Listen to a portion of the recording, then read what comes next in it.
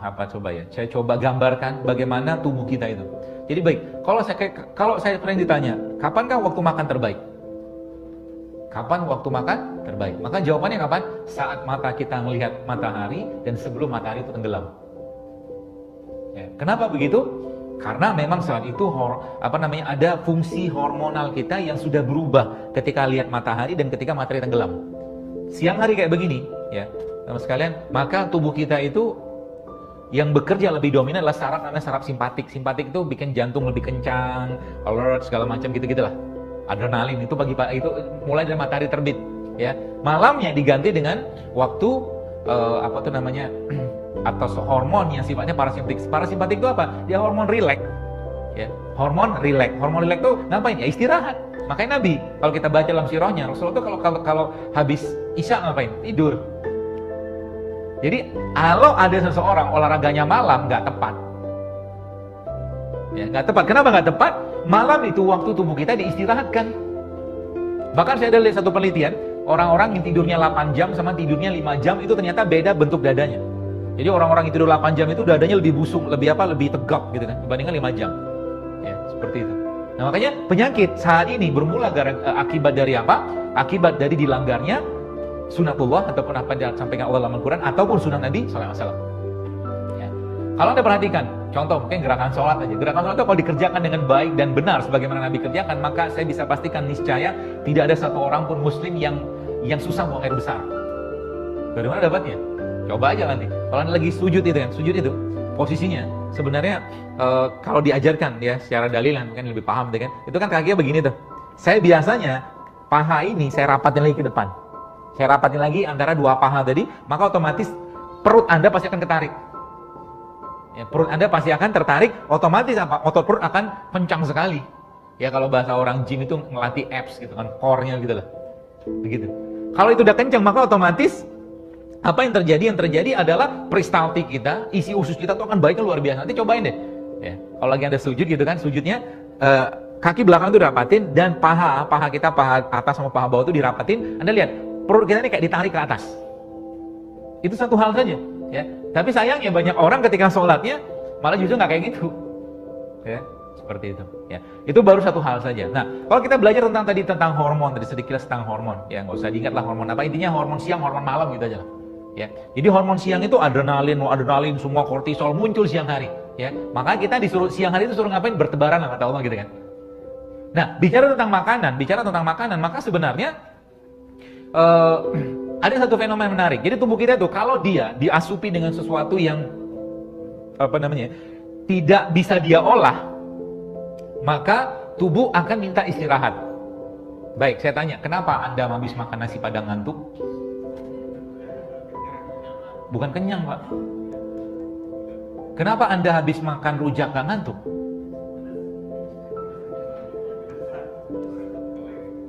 Ya. Jadi sebenarnya ceritanya itu adalah tubuh kita ini, kalau kita mengasup sesuatu yang tubuh nggak bisa ngolah itu, maka tubuh minta rehat kayak orang tidur tuh. Makanya tidur malam itu ibarat kata cleaning service-nya kita. Office boy-nya kita tuh malam hari itu kerja. Ya, mati lampu, maka jadi tidur terbaik itu seperti apa? Seperti sampaikan Nabi, mati lampu. Kenapa? Saat itu kita nggak butuh cahaya, sebab ada melatonin di sini yang keluar. Saat itu melatonin, serotonin, hormon-hormon rileks gitu kan. Dia fungsinya ngapain? Dia memperbaiki enzim, dia memperbaiki hormon, semua diresetting ulang di malam hari. Itu kata kuncinya. Artinya, kalau seandainya ada orang habis makan kok tiba-tiba ngantuk, sedangkan logikanya gini bos kan. Ada pikiran sederhana aja. Kita lagi lemes, nggak ada tenaga, butuh protein, butuh karbo, butuh lemak segala macam. Terus kita minum, harusnya kan berenergi. Jadi bersemangat, jadi ada tenaga. Sekarang kok tiba-tiba justru malah tidak bertenaga. Kenapa? Karena yang dimakan nggak bisa diolah sama badan. Paham ya? Yang dimakan nggak bisa diolah sama yang ada pada badan. Kenapa? Badannya sudah miskin. Miskin dengan apa? Miskin dengan enzim, miskin dengan nutrisi, miskin dengan mineral yang bisa digunakan untuk ngolah itu tadi. Sehingga apa? Sehingga apa akibatnya? Sudah rehat aja dulu. Rehatnya gimana? Tidur. Paham ya? Makanya dalam Al-Quran Allah sampaikan, makan itu yang terbaik. Makan buah itu kapan terbaiknya? Sebelum makan. Kenapa? Ya enzim. Fungsinya ngapain? Cerna makanan. Ya mencerna apa yang kita makan. Kalau kita baca dalam surat Al-Baqarah itu ujung-ujungnya apa? Ujung-ujungnya kalau Anda mengubah katakanlah memperbaiki pola kesehatan tubuh kita, maka sebenarnya isi piring kita itu ada tiga porsi. Porsi pertama 4/6-nya itu isinya sayur sama buah. Oh, isinya pertamanya. Isi keduanya sepertiganya adalah biji-bijian. Ya. Isi yang terakhir baru kita masuk ke protein hewan atau protein nabati atau protein secara umum. Ya, isi piring diubah. Ya, makanya banyak ya ibu-ibu bapak-bapak yang sempat saya balas DM mereka di IG itu yang saya ngobatin penyakit mereka? Enggak, saya cuma ngobatin atau saya perbaiki isi piring mereka aja. Ya. Tapi kata kuncinya apa? Kata kuncinya kalau Anda atau kita mau cerita hidup sehat khususnya Ramadan. Kenapa Ramadan Indonesia sibuk banget atau mungkin tinggi inflasinya? Ada yang tahu? Ya karena kita ribet banget dengan urusan makanan. Buka pakai apa, sahur pakai apa, segala macam gitu kan. Sayangnya Quran tidak khatam-khatam. Makanya para sahabat itu kalau kita lihat mereka bahagia banget dengan Ramadan. Kenapa? Gak pusing lagi mikir makanan. Dan kalau kita bicara tentang siang tadi, waktu terbaik makan itu adalah siang hari. Maka sebenarnya Allah uji kita dengan cara apa? Dikasih waktu untuk detox sekaligus untuk memenuhi kewajiban kita membersihkan badan kita.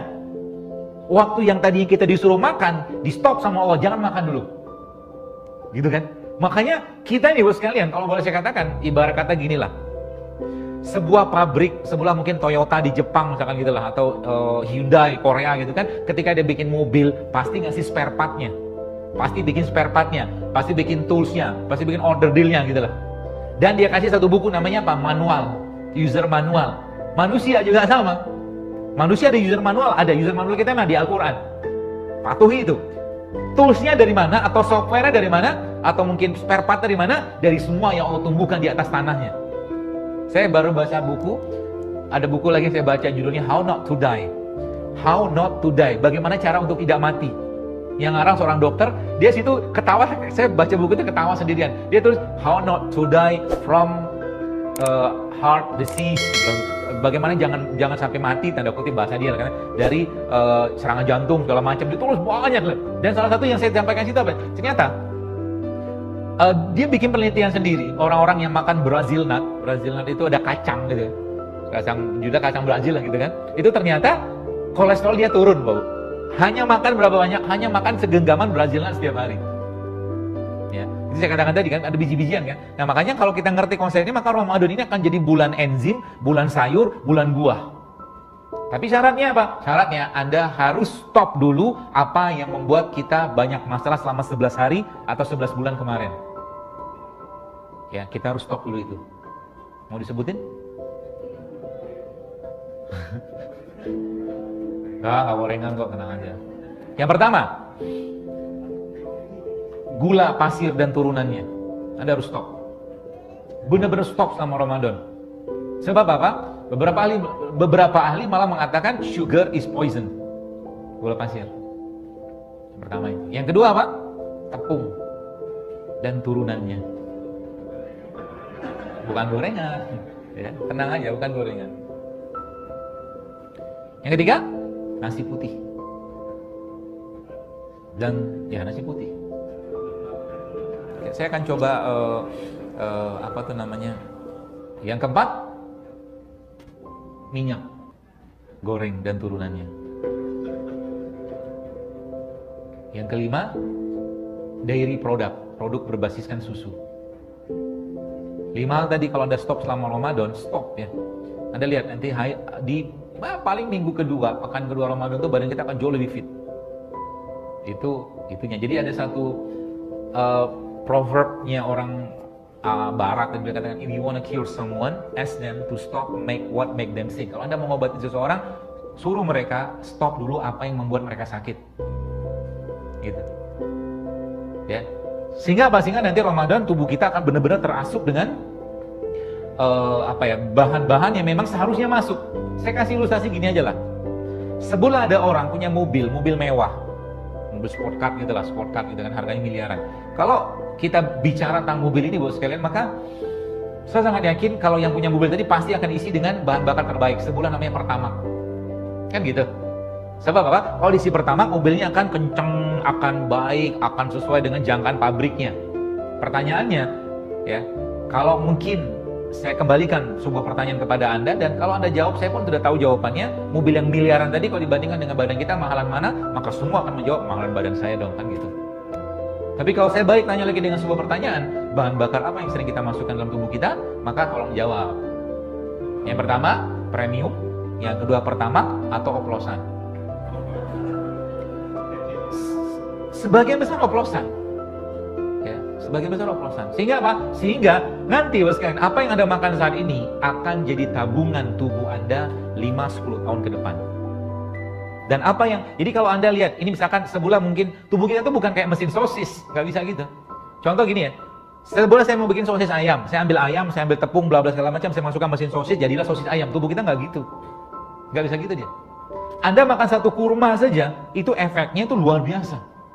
Bahkan sampai bisa membentuk gen loh. Makanya ada kita kenal probiotik, prebiotik, asam amino segala macam, vitamin, mineral. Itu semua ada di mana? Ada di produk yang Allah tumbuhkan di atas tanahnya. Arti yang sekarang orang-orang ilmuwan itu sebutnya real food gitu kan. Jadi kalau Anda mau minum vitamin C atau dapat vitamin C, bukan makan vitamin C sintetik atau bukan makan orange juice dalam kemasan, tapi Anda minum jus atau minum jeruk atau makan jeruk gitu. Itu real food gitu loh. Jadi kalau kita ngerti konsep ini, sebenarnya tubuh kita itu butuh real food, bukan food like substance. Ini masalahnya sebenarnya ya mas sekarang. Ya, orang dikit-dikit makan food like substance. Ya, yang dimakan itu, ini dimakan benar makanan atau substansi aja. Ya, jadi kalau kita ngerti konsep ini, maka sebenarnya tubuh kita itu bisa memperbaiki dirinya sendiri, bisa memperbaiki dirinya sendiri. Apalagi ditambahkan dengan apa? Dengan melaparkan diri tadi. Bahkan 20 jam, seandainya 20 jam saja Anda tidak makan sama sekali, tubuh Anda akan berubah menjadi fat burning machine. 20 jam. Terus nggak makan sama sekali? Nggak makan, tapi minum ya. Jadi misalkan Anda makan terakhir jam 5 sore lah gitu, lalu apa tuh namanya? Anda nggak makan lagi sampai 5 sore ke depan, berarti kan sudah 24 jam tuh, dikurangin 4 jam. 20 jam itu tubuhnya akan berubah menjadi mesin pembakar lemak. Kalau sudah mesin pembakar lemak, maka tubuh kita akan mengeluarkan satu enzim namanya AMPK, adenosine monofosfokinase, yang kalau enzim ini keluar, maka dia akan memperbaiki metabolisme gula dalam tubuh kita, dia akan memperbaiki metabolisme lemak dalam tubuh kita, dia akan makan sel-sel rusak, bahkan sampai sel kanker pun dia makan. Makanya sebabnya itu saya baru memahami kenapa Rasulullah SAW tidak pernah kenyang seumur hidupnya. Nabi kita nggak pernah kenyang. Itu sebabnya ketika beliau wafat, Nabi SAW, ketika beliau wafat, uban Nabi itu di usia 63 tahun cuma 20 loh. Uban adalah tanda oksidasi. Tanda tubuhnya terlalu banyak radikal bebas.